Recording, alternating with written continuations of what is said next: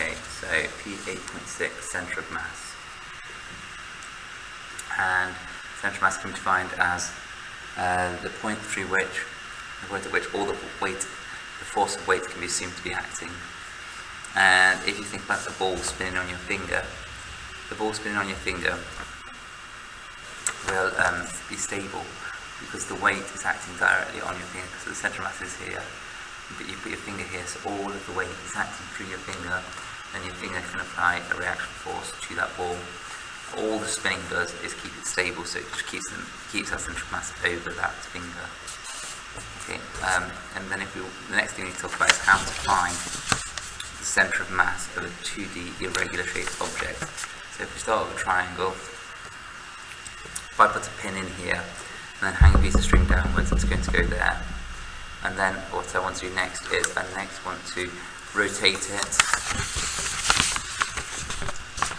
put a pin in it again, hang it so that the string's going downwards, draw a dotted line where it was, then do it a third time, put another pin in,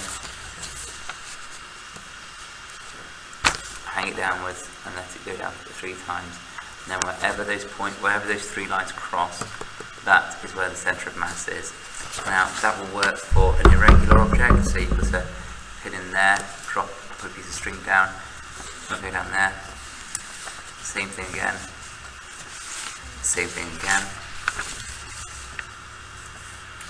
and then wherever those 3 lines meet, that's the centre of mass.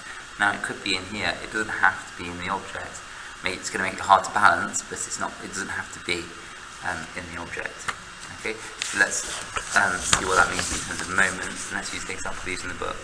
So the example of these in the book is the hanging basket, and you can see that it's been pulled upwards here, like so, and its weight is acting downwards here, and it's at a distance here, which means it's created a moment which is going to make it turn anti-clockwise. Now it will then go past it, which will then get another one, which will create another moment, which will make it go backwards, and so on. And these will get smaller and smaller due to friction until it is here again, and the weight is directly below the pivot. This is your pivot in this example. And you've got to remember that's because moment equals force times distance. So let's use the example of a bus. So in my bus, what I've got is in this first example here, this bit here is your pivot, and you can see that the centre of mass is now it's not over the base anymore, so this bit's your base here, and you can draw a little imaginary line downwards there. So if it was there, it'd be a different story, but because it's here, the moment I'm creating, it's going to try and turn it that way. Okay, and that moment is equal to the force of the weight times by this distance that the weight is from the pivot. So the further the centre of mass is over here, the more it will be toppled, the more likely it is to turn. On this one, if you look, the centre of mass is here, and it's there, which means it's going to make it turn this way, because the pivot is here still. So that one is going to make it turn clockwise, and that makes it right itself. That one won't fall over, so you just push it a little way, but the centre of mass is still over the base, and then the moment, which is the pivot times by distance from the pivot times by the weight that gives you that moment, that will make it stand back upright again. And they test this on buses quite regularly, and the reason why they test this on buses is because so for example, if you have people on the bus and they decide to go upstairs, that's going to move your centre of mass higher, which will increase your unbalanced moment on that bus.